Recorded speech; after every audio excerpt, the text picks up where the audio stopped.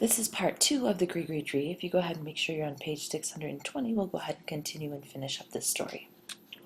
I was shocked. This wasn't the same mommy who worshipped silence. People began to shake their head. A child to do something so important, they whispered. Yes, said Mommy. Let us give her a notebook to write in, and she will write us a story about the sea monster. If we don't like it, someone else can try. The way Mimi had said it, so definite and firm, made people nod their heads in agreement. Well, it doesn't hurt to let her try, they said. I'm going to stop right there.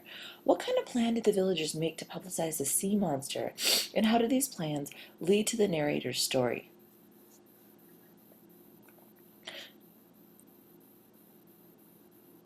Well, some of the villagers want to publicize the sea monster and make it a tourist attraction. Others fear that the monster might scare people away, so they decide to make up a story about it so the tourists will think it's a friendly monster. The plan is a good compromise between the two sides, and as they try to decide who should write the story, Anna Rosa's mom volunteers her for the job. So, let's go ahead and put an ending here, because we're getting very close to the end, that the villagers decide to make up a friendly story about the monster and chose Anna Rosa to write it. Okay, let's continue to read. So Senor Garcia went and brought back a notebook from his calmaldo. Mommy gave it to me, and her hands were cold like the river. While the grown-ups stayed up late on the porch talking and drinking and eating, I went inside and began to write a story about the sea monster. First I tried to give him a name, but I couldn't think of a good one, so instead I thought about what he looked like. Then I imagined what he must feel like living all alone in the sea, different from all the other sea creatures.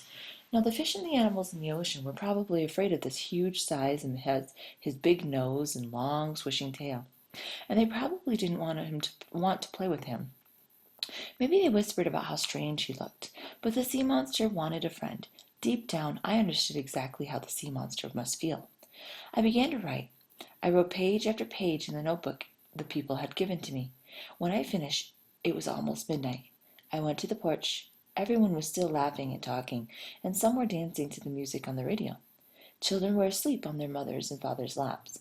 Some of the bigger children were sprawled out on blankets on the floor, and the merengue music was on in the background, lullaby for them. I'm going to stop right there. Why do you think Anna Rosa said that deep down she understood exactly how the sea monster must feel?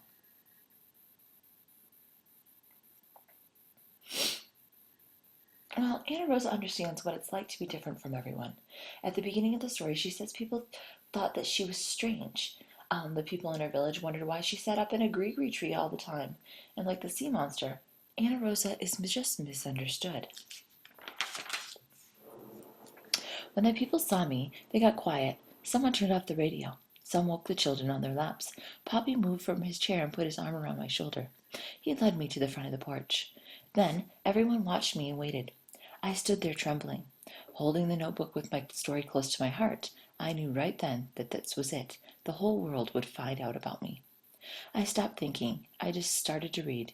I did not look at anyone, not Mommy, not Poppy, or Angela. I read and read until I turned to the last page of the story. There the other sea creatures invited the lonely sea monster to play in the big underwater fiesta.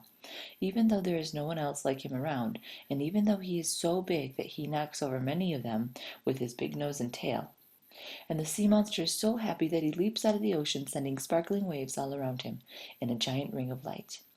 I look up, and then I saw many things at once. I saw Poppy sitting on the edge of his chair, strange and silent. I saw Mommy with her hands folded on her head, bowed as if she was praying. I saw the neighbors smiling and nodding their heads. Then I saw Guerrero, who must have walked up to the edge of the porch while I was reading. It was Guerrero's face I focused on. He was smiling. My big, strong brother, who worried about our future, my serious Guerrero, who always never smiled, suddenly let out a loud whoop and grasped me. He spun me around and around. Little sister, I am buying you a new notebook every month, no matter what, he shouted. I closed my eyes so I wouldn't start to cry there in front of the neighbors. Guerrero always kept his promises. and I would be able to write down everything now. Everything I thought or dreamed, or felt or saw or wondered about. I was so happy I thought I would leap as high as the sea monster. And then in the background I heard clapping. The people had stood up from their chairs and were clapping for me. I heard shouts of how great my story was, and people congratulating Poppy and kissing Mama's cheeks, telling them how lucky it was that I was so smart. I heard Mommy saying it had nothing to do with luck. I grinned and went over to her. She put her arms around me and squeezed my shoulders. What do you think Mommy meant when she said it had nothing to do with luck at all? What do you think that means? Well, Mommy was affirming that Anna Rosa was intelligent and that she had a talent as a writer. So with that being said, what do you think makes Anna Rosa a good writer? Well, Anna Rosa is an observant person. She enjoys watching the world around her from the top of the Gri Gri Tree, and her descriptions of what she sees are very detailed and colorful. She is thoughtful and tries to understand how the sea monster might be feeling, because he's the largest sea creature in the sea. Let's continue to read. You're going to write many stories, remember, Kara? She whispered in my ear. It was the happiest night of my life. We all forgot about the sea monster until the next day. Over the radio, a news broadcast announced that one of the humpback whales making its way to Samana Bay for the annual winter mating season had gotten sidetracked in Susuya. But Samana Bay is only a 2.5-hour drive from here, said Poppy. Well, the poor whale doesn't know how to drive, Mama teased. For 2 weeks, our humpback whale jumped and frolicked about in Suesa Bay until finally heading east to Samana to join the other 3,000 humpbacks that go there every winter. But while he was in Sicily, I watched him every day from my Gri Gri tree. The beautiful black and white sea monster had helped me to make my dreams come true. I loved the whale, and I named him Guerrero. Okay, with that being said, why do you think Anna Rosa names the whale after her brother?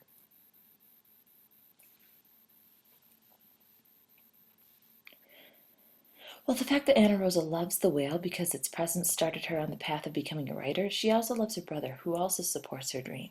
So that's why I think she called the whale Guerrero. Now, let's go ahead and summarize the most important ideas and events in the story in the order in which they took place. And then we're going to go ahead and place them in the summary box of the story map. Well, I know Anna Rosa sees a sea monster, but people think she's imagined it, right? Then the monster appears a second time and the villagers see it. They plan on how to make the sea monster more friendly for tourists, and then Anna Rosa writes a story about the sea monster, and everyone loves her story. So let's go ahead and put that in our own words. So Anna Rosa sees a sea monster, but people think she imagined it. Then the monster appears a second time, and the villagers see it. They plan ways to make the sea monster more friendly to tourists.